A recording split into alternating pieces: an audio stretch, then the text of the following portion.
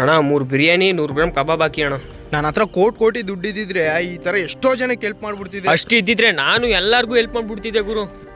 ದೊಡ್ಡ ಲೈಫಲ್ಲಿ ಅವ್ರಿಗಿರೋ ಕಮಿಟ್ಮೆಂಟು, ದುಡ್ಡಿನ ಕಷ್ಟಕ್ಕೆ ದೊಡ್ಡ ರೀತಿಯಲ್ಲಿ ನಿಜ ನಮ್ಮ ಕೈಲಿ ಹೆಲ್ಪ್ ಮಾಡೋಕ್ಕಾಗಲ್ಲ ಗುರು. ಏನು ಗೊತ್ತಾ ಅಣ್ಣ, ಸ್ಟ್ಯಾಂಡ್ ತಗೊಂಡೋಗಿ. God bless you bro.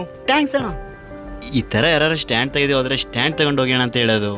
ಬಸ್ಸಲ್ಲಿ ವಯಸ್ಸಾದವ್ರಿಗೆ ಸೀಟ್ ಬಿಡೋದು, ಯಾರಾದರೂ ದುಡ್ಡು, ಮೊಬೈಲು, ಲ್ಯಾಪ್ಟಾಪು ಅವ್ರಿಗೆ ಇಂಪಾರ್ಟೆಂಟ್ ವಸ್ತು ಬಿಟ್ಬಿಟ್ಟು ಹೋದ್ರೆ ನಮ್ಮ ಕಣ್ಣೆದ್ರಿಗೆ ಅದನ್ನ ತೆಗೆದವ್ರಿಗೆ ವಾಪಸ್ ಕೊಟ್ಟು ಅವ್ರ ಮುಖದಲ್ಲಿ ನಗು ನೋಡೋದು. ರೋಡ್ ಸೈಡಲ್ಲಿ ಮಲಗೋರಿಗೆ ಒಂದೊತ್ತಾದ್ರೂ ಊಟ ಕೊಡಿಸೋದು.